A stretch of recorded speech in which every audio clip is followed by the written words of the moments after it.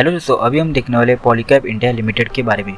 अभी हम इनका business and management analyse, fundamental analyse करेंगे एंड फ्यूचर में जाके इस शेयर की कितनी वैल्यू हो सकती है वो भी निकालेंगे। हेलो दोस्तों, मैं हूं शुभम और ये है हमारा channel stock analyze and buy. Polycab India limited India के वायर एंड केबल इंडस्ट्री के one of the largest manufacturer and seller है and a one of the big player है इन एफएमईजी इंडस्ट्री। चलो अभी हम इनके प्रोडक्ट भी देख लेते हैं। फर्स्ट इंडस्ट्री है इनकी वायर एंड केबल। वायर्स में इनके प्रोडक्ट्स है first house wire, second green wire, third industrial flexible wire, fourth speaker wire, fifth high insulation resistance, flame retardant, low smoke and halogen, lead free. Second cable में इनके product है first EHV cable, second fire survivor cables, third optical fibre cable, fourth jelly filled telephone cables, fifth high voltage cables, sixth LAN cables, seven power and control cables, eight instrumentation cables. और ऐसे इनके और बहुत सारे types के cables है जैसे आप स्क्रीन पे देख सकते हो। सेकंड डाइवर्सिफाई सेक्टर इनका है fast moving electrical goods FMEG sector. FMEG में इनका फर्स्ट प्रोडक्ट है सोलर प्रोडक्ट्स, सेकंड प्रोडक्ट है fan and home applicants means all types के फैन, थर्ड प्रोडक्ट है इनका LOT based smart range home, fourth product है इनका pump and accessories, fifth product है इनका switches and switch gears, sixth product है इनका LED लाइटिंग एंड लुमिनेरीज। और ये इनका FMEG इंडस्ट्री का प्रोडक्ट पोर्टफोलियो। अगर आप इनका फाइनेंशियल ईयर 2022 में सेगमेंट वाइज रेवेन्यू देखोगे तो वायर एंड केबल सेक्टर का 87%, FMEG सेगमेंट का है 10% एंड अदर इंक्लूडिंग EPS का है 3%। वही अगर आप इनका प्रीवियस 1 ईयर का परफॉर्मेंस कंपेयर करोगे तो वायर एंड केबल सेगमेंट में 41% का ग्रोथ है ईयर ऑन ईयर बेस के ऊपर एंड FMEG सेगमेंट में 21% का ईयर ऑन ईयर बेस के ऊपर सेल्स ग्रोथ है एंड कुछ प्रीमियम प्रोडक्ट के सेल्स 2 गुना भी हो चुके हैं और कंपनी ने FMEG सेगमेंट में मार्केट शेयर गेन किया है। चलो अभी हमने इनके प्रोडक्ट तो सारे देख लिया। कंपनी के प्रोडक्ट देखने के बाद ये तो मालूम पड़ रहा है कंपनी के प्रोडक्ट वेल डाइवर्सिफाई है। अभी हम चलो देखते हैं कि कंपनी कौन से ग्लोबल मार्केट में सर्विस प्रोवाइड करती है। तो जैसे आप स्क्रीन के ऊपर देख सकते हैं टोटल 60 कंट्रीज में कंपनी सर्विस प्रोवाइड करती है एंड सारे कंपनी के नाम आपके स्क्रीन के सामने है। आप वीडियो को पॉज करके चाहे तो कंट्री के नाम पढ़ सकते हो। कंपनी के मेन एक्सपीरियंस सेंटर्स है अहमदाबाद, कोचीन, चंडीगढ़, हैदराबाद, जयपुर, मदुराई, मुंबई, पटना, सूरत, तिरुवनंतपुरम। ये सारे स्टेट में कंपनी के एक्सपीरियंस सेंटर्स हैं। वही अगर आप कंपनी का market gain and expansion distribution reach देखोगे तो कंपनी का वायर एंड केबल मार्केट में टोटल 22 से 24% का मार्केट शेयर है। 2018 से लेकर 2022 तक कंपनी के टोटल रिटेल आउटलेट हो चुके 2,05,000 एंड डीलर एंड डिस्ट्रीब्यूटर्स हो चुके 4,600 जो है 140% up compare to 2018 and retail outlet compare to 2018 है 430% up. Means company year on year base के ऊपर अच्छा खासा ग्रोथ करते जा रही है और अपना डिस्ट्रीब्यूशन रीच बढ़ाते जा रही है प्लस अपने सेगमेंट में कंटिन्यूसली मार्केट गेन करती जा रही है। ये एक पॉजिटिव और स्ट्रॉन्ग पॉइंट है। अभी हमने कंपनी का बिजनेस तो देख लिया, कंपनी के प्रोडक्ट्स भी देख लिए प्लस कंपनी ने कितना मार्केट शेयर कैप्चर किया है, उनका डिस्ट्रीब्यूटर लेवल कैसे बढ़ते जा रहा है कि नहीं, ये सब तो हमने देख लिया। अभी हम कंपनी का मैनेजमेंट एनालाइज भी कर देते हैं, उसको डिटेल में देखते हैं कि कैसा है इनका मैनेजमेंट, कौन है, इनका नाम क्या है और बाकी सब इनकी डिटेल्स। पॉलीकैब इंडिया लिमिटेड के चेयरमैन एंड मैनेजिंग डायरेक्टर है इंदर T जयसिंघानी, जिनका अंडर कंपनी ने टोटल 25 ईयर सक्सेसफुली बिजनेस किया है। सेकंड है राकेश तलाटी, एग्जीक्यूटिव डायरेक्टर, ये head wire and cable segment के। थर्ड है सुटापा बानर्जी जो है इंटरडिपेंडेंट डायरेक्टर। फोर्थ है निखिल जयसिंघानी जो है एग्जीक्यूटिव डायरेक्टर। के बाद भारत जयसिंघानी जो है एग्जीक्यूटिव डायरेक्टर। RS शर्मा जो इंडिपेंडेंट डायरेक्टर है। दीप पोद्दार जो इंडिपेंडेंट डायरेक्टर है। TP ओसवाल जो कंपनी के इंडिपेंडेंट डायरेक्टर है। ये हमने कंपनी के डायरेक्टर के नाम वगैरह तो पढ़ लिए और हम लोग को मालूम भी पड़ गई कि कौन है इनके डायरेक्टर। और अभी हम एक मोस्ट इंपॉर्टेंट पार्ट देखते हैं कि कंपनी के मैनेजमेंट के ऊपर कोई केस या फिर कंपनी के ऊपर कोई केस वगैरह चल रहा है कि नहीं। जैसा मैंने रिसर्च किया इसके ऊपर से मेरे को ये मालूम पड़ा कि 2010 में इनके ऊपर एक केस फाइल हुआ था। जो केस था एलिगेड वायोलेशन ऑफ टैक्स नॉर्म्स और इसका अमाउंट था 114.50 करोड़,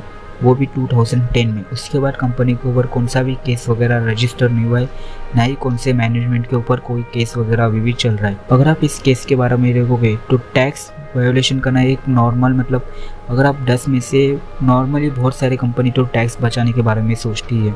ऐसे कौन सी कंपनी नहीं है कि जो गवर्नमेंट को जितना टैक्स बन रहा है उतना कम्प्लीटली पे करने के बारे में सोचता है या फिर पे भी करती है।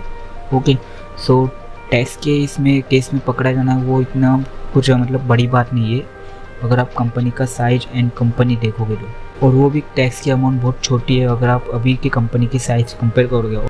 सो करंट डेट तक तो कंपनी एंड कंपनी के मैनेजमेंट के ऊपर कौन सा भी ऐसा केस एंड सेबी डिस्प्यूट चल नहीं रहा है। अभी हम देखते हैं कंपनी के मैनेजमेंट की सैलरी। कंपनी के मैनेजमेंट की सैलरी के ऊपर से मालूम पड़ता है कि कंपनी के मैनेजमेंट कितना लॉयल है या फिर कंपनी के मैनेजमेंट पैसे के लिए कितने लालची है।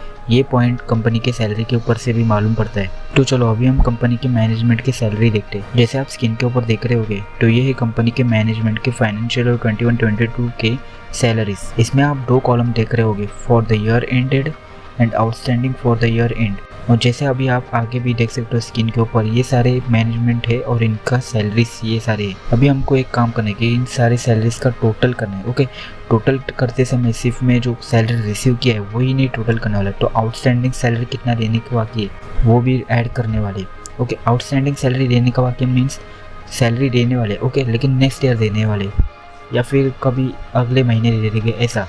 ओके, सो इसलिए हम लोग outstanding salary and paid salary दोनों को ऐड करके फाइनल कितनी सैलरीज टोटल मैनेजमेंट को पेड किया हुआ है इस फाइनेंशियल ईयर में वो देखें। सो टोटल करने के बाद इस फाइनेंशियल ईयर में 21-22 में टोटल 36.23 करोड़ का सैलरीज पेड किया है टू मैनेजमेंट।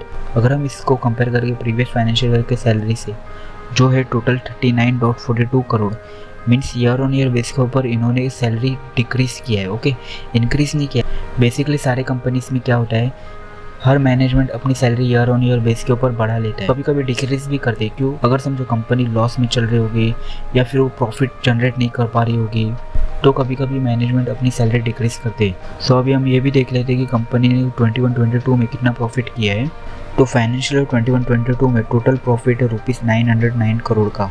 ओके, और ईयर ऑन ईयर बेस के ऊपर प्रॉफिट इंक्रीज हुआ है, फिर भी कंपनी के मैनेजमेंट ने अपने सैलरी डिक्रीज किया। ये एक अच्छा पॉइंट है। ओके, मोस्टली अगर मैनेजमेंट ने कंपनी का प्रॉफिट का 10% ऐसे सैलरी रिसीव किया फिर भी चलेगा। अगर कंपनी का मैनेजमेंट वैसा रहा तो कंपनी का 10% ऐसे सैलरी पे करना ओके, जस्टिफाई है। Okay, year on year base के ऊपर प्रॉफिट इंक्रीज होना, क्वार्टर ऑन क्वार्टर बेस के ऊपर थोड़ा बहुत ना सेल्स इंक्रीज होते जाना, ये एक अच्छा मैनेजमेंट का सिग्नल रहता है। और इस केस में हम लोग पॉलीकैब इंडिया का देख रहे हैं जिसमें ईयर ऑन ईयर बेस के ऊपर इंक्रीज हुआ है प्रॉफिट, बट मैनेजमेंट की सैलरी डिक्रीज हुई है। ये एक बहुत अच्छा पॉइंट है मेरे हिसाब से। नेक्स्ट पॉइंट हम देखेंगे कि रिलेटेड पार्टी ट्रांजैक्शन है क्या। तो मैंने पूरा ऑडिट रिपोर्ट देख लिया लेकिन मेरे को उसमें कोई रिलेटेड पार्टी ट्रांजैक्शन इतना कुछ मिला नहीं। ओके, रिलेटेड पार्टी ट्रांजैक्शन किसके रिलेटेड? तो मैनेजमेंट, प्रमोटर, इनके रिलेटेड। क्या अभी हम मैनेजमेंट एनालाइज कर रहे हैं तो मैनेजमेंट के रिलेटेड कोई पार्टी ट्रांजैक्शन हुआ है क्या वो देखना। नेक्स्ट पॉइंट हम देखेंगे क्रेडिट रेटिंग, कि कंपनी को एग्जैक्टली कितना क्या क्रेडिट रेटिंग मिला है। तो क्रिसिल की तरफ से कंपनी को लॉन्ग टर्म के लिए AA+ स्टेबल क्रेडिट रेटिंग मिला है एंड शॉर्ट टर्म के लिए A1+ क्रेडिट रेटिंग मिला है। वही अगर आप इंडिया रेटिंग एंड रिसर्च का क्रेडिट रेटिंग देखोगे तो कंपनी को लॉन्ग टर्म के लिए AA+ स्टेबल रेटिंग मिला है, शॉर्ट टर्म के लिए A1+ रेटिंग मिला है। अभी देखो कंपनी को इतना अच्छा खासा रेटिंग क्यों मिला है, इसका रीज़न है कंपनी का ईयर ऑन ईयर बेस के ऊपर प्रॉफिट जनरेट होते जाना एंड डाइवर्सिफाई सेगमेंट। थर्ड सबसे बड़ा रीज़न है company per year 2 to 4 billions का कैपेक्स अमाउंट इन्वेस्ट करती है। इन कंपनी का नेक्स्ट 2 to 4 ईयर के लिए कैपेक्स प्लानिंग है अराउंड 3 to 4 बिलियंस का, इसलिए कंपनी को इतना अच्छा खासा रेटिंग्स मिला है। तो नेक्स्ट पॉइंट में देखेंगे कि कंपनी का मैनेजमेंट एंड प्रमोटर का कैसा रिस्पॉन्स है कंपनी के लिए। सो ये डिटेल आपको मिलेगा कॉन्फ्रेंस कॉल में। मैंने पिछले 2-3 कॉन्फ्रेंस कॉल सुना हूँ लेकिन वो आपको मैं अभी डिटेल में नहीं बता सकता, लेकिन शॉर्टकट में आपको मैं बता सकता हूँ कि उनके कमेंट्रीज के ऊपर से मेरे को ये तो मालूम पड़ेगा कि कंपनी को अपने बिजनेस के ऊपर पूरा ट्रस्ट है एंड कंपनी फ्यूचर प्लानिंग भी करते जा रहे हैं। जैसे जैसे फ्यूचर अपग्रेडेशन होने वाले, जैसे ग्रीन एनर्जी, इलेक्ट्रिकल व्हीकल, ये सब आने वाले, उसके लिए कंपनी प्रिपेयर हो रही है अभी से ही। एंड कंपनी के मैनेजमेंट एंड प्रमोटर को अपने बिजनेस के ऊपर ट्रस्ट है, इसलिए वो अच्छा खासा स्पीच दे पा रहे हैं एंड इन्वेस्टर को रिस्पॉन्स दे पा रहे हैं। तो दोस्तों अभी हमने कंपनी का business analyse and management analyse कर दिया। इसके ऊपर से मेरे को ये क्लियर लग रहा है कि कंपनी फ्यूचर में लॉन्ग टर्म के लिए बहुत अच्छी खासी रहेगी। मैनेजमेंट का अगर आप देखोगे तो मैनेजमेंट भी बहुत अच्छा खासा है, ये मैनेजमेंट के डेटा के ऊपर से मालूम पड़ रहा है सारा। तो मेरे को तो ऐसा लग रहा है कि कंपनी लॉन्ग टर्म के लिए बहुत अच्छी खासी है। ये रहा मेरा पॉइंट एंड मेरा व्यू। आपका व्यू कुछ अलग हो सकता है। सो अभी हम आगे देखते हैं कि कंपनी का फाइनेंशियल स्टेटमेंट कैसा है। कंपनी का base and pillar, management and company के प्रोडक्ट्स बहुत अच्छे खासे हैं। सो अभी हम देखते हैं कि कंपनी का फाइनेंशियल स्टेटमेंट कैसा है। कंपनी का करंट मार्केट कैप देखोगे तो वो है 32,568 करोड़। अगर कंपनी का करंट प्राइस देखोगे तो वो है 2,177। कंपनी ने 52 वीक हाई बनाया था 2,820 एंड 52 वीक लो बनाया था 1,761। करंटली कंपनी का स्टॉक पी चल रहा है 36.5। जो एक वैल्यूएबल पी है, क्योंकि सेक्टर का पी है 42.94। वही अगर कंपनी का बुक वैल्यू देखोगे तो वो है 370 रुपीज़। एंड कंपनी का डिविडेंड यील्ड अभी चल रहा है 0.64%, ROC है 22.5%, ROE है return on equity 17.3%। And company का फेस वैल्यू है 10 रुपीज़। मीन्स कंपनी आगे जाके बोनस भी दे सकती है और कंपनी के शेयर स्प्लिट भी हो सकते हैं। वही अगर आप कंपनी के प्रोस देखोगे तो फर्स्ट पॉइंट है कंपनी डेट कम करते जा रही है। सेकंड पॉइंट है कंपनी ऑलमोस्ट डेट फ्री है।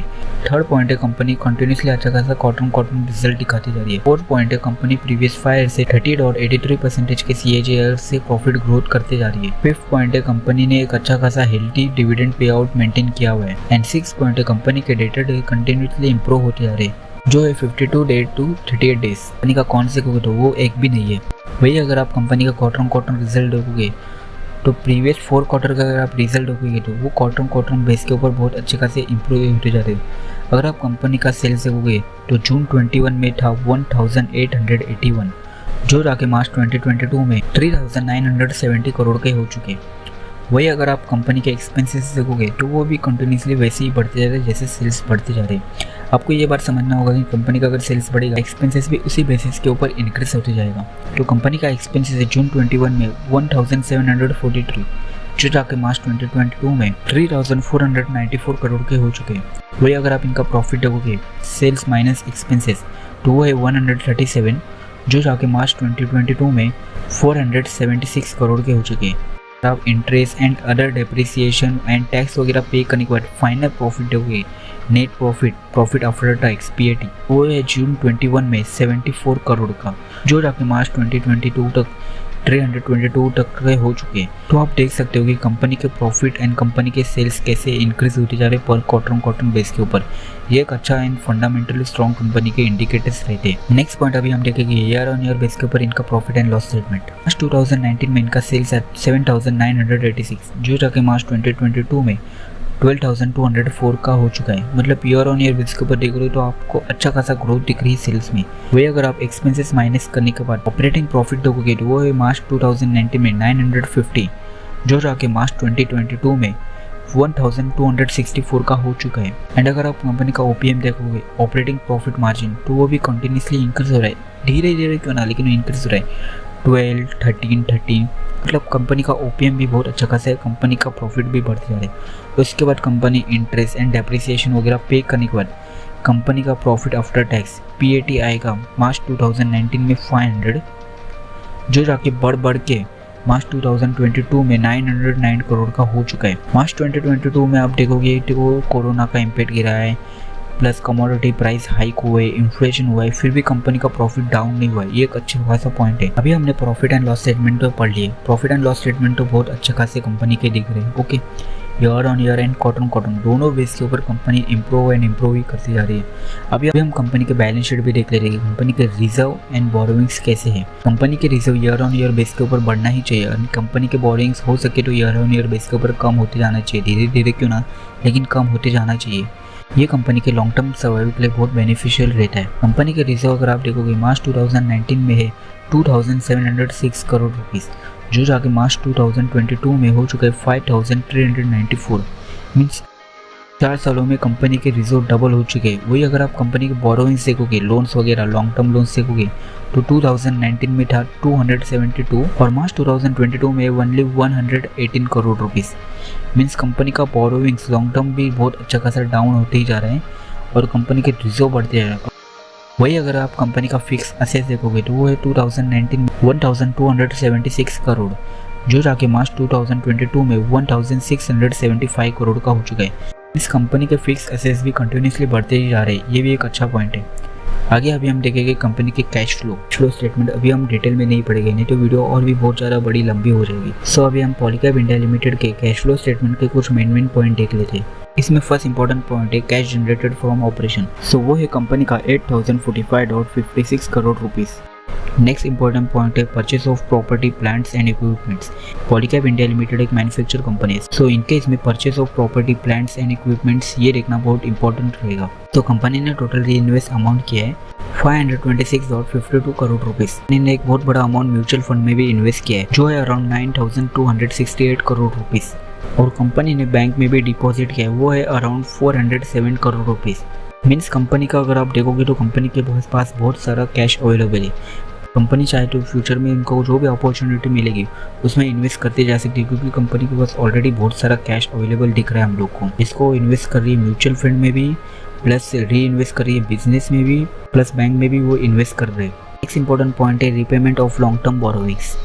इसमें कंपनी ने लॉन्ग टर्म बोरोइंग्स पे किया है जो है अराउंड 14 करोड़ रुपीज़ का। और उसके बाद कंपनी ने कौन सा भी लॉन्ग टर्म बोरोइंग्स इस फाइनेंशियल ईयर में लिया नहीं है। So at the end of the year company का cash and cash equivalent balance है ₹121.68 करोड़ रुपीज़। अभी आपको कैश फ्लो स्टेटमेंट डिटेल में कैसे पढ़ना है, अगर ये क्वेश्चन गिर रहा होगा तो आप मेरे चैनल पे जाके एक वीडियो देख सकते हैं जिसमें मैंने cash flow statement completely explain किया हुआ है।